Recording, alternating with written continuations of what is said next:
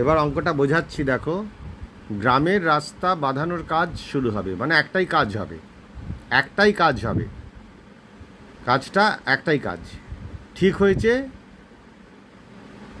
14 জন লোক দৈনিক 4 ঘন্টা করে কাজ করবে।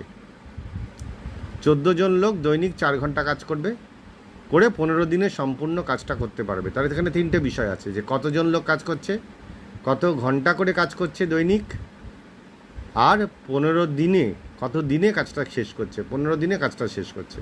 এইবার প্রশ্ন করছে 24 জন লোক তাহলে যদি দৈনিক 7 ঘন্টা করে কাজ করে, তাহলে কত দিনে কাজটা শেষ করবে। 3টে বিষয় আছে এখানে, লোক সংখ্যা, দিন সংখ্যা, আর পার ডে কত ঘন্টা করে কাজ করছে, প্রতিদিন কত ঘন্টা করে কাজ করছে সেটা।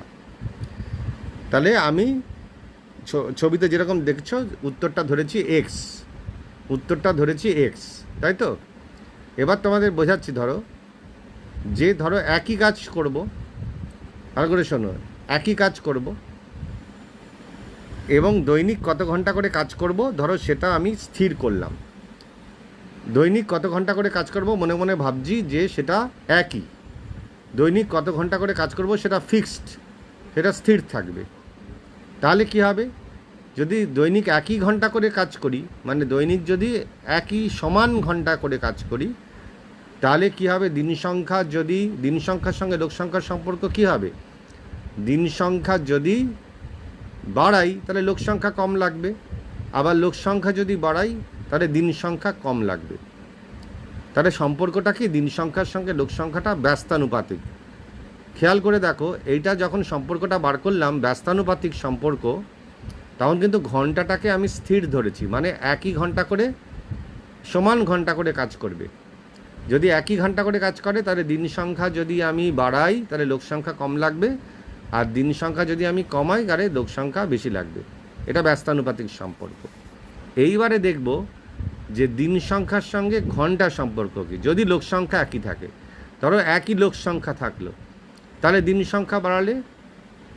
সংখ্যা বাড়ালে কম ঘন্টা কাজ করতে লাগবে, তাই তো।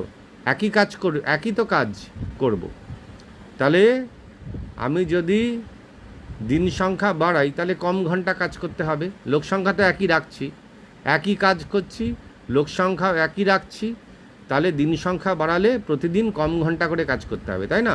প্রতিদিন কম ঘন্টা করে কাজ করবে, তার মানে কি, দিন সংখ্যা বাড়ালে প্রতিদিন কত ঘন্টা করে কাজ করব সেটা কমে যাচ্ছে। তার মানে এটাও ব্যস্তানুপাতিক সম্পর্ক। এইবারে দেখাচ্ছে কি, যে তাহলে তুমি কিভাবে সাজাবে।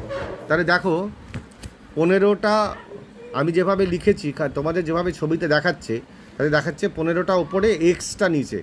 এক্সটা তো আমাদের বার করতে হবে, তাহলে 15টা ওপরে রেখেছি, ওপরে রেখে এক্সটাকে নিচে রেখেছি, আর পাশাপাশি ওই ঘন্টার লোক সংখ্যাটাকে, বিষয়টাকে উল্টে দিয়েছি।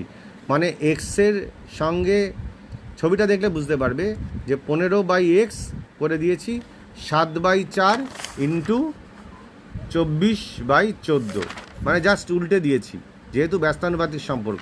তারপর কাটাকুটি করলেই সাধারণ সরলের নিয়মে অঙ্কটা বেরিয়ে যাবে এবং উত্তরটা হবে 5। এই অঙ্কটা ভালো করে বোঝবার চেষ্টা করো। এই অঙ্কটা বুঝলেই আস্তে আস্তে অঙ্কগুলো পারবে। আগে একটা অঙ্ক বোঝো, তারপরে অন্যগুলো আস্তে আস্তে বুঝবে। এই একটা অঙ্কই আগে ভালো করে বোঝো।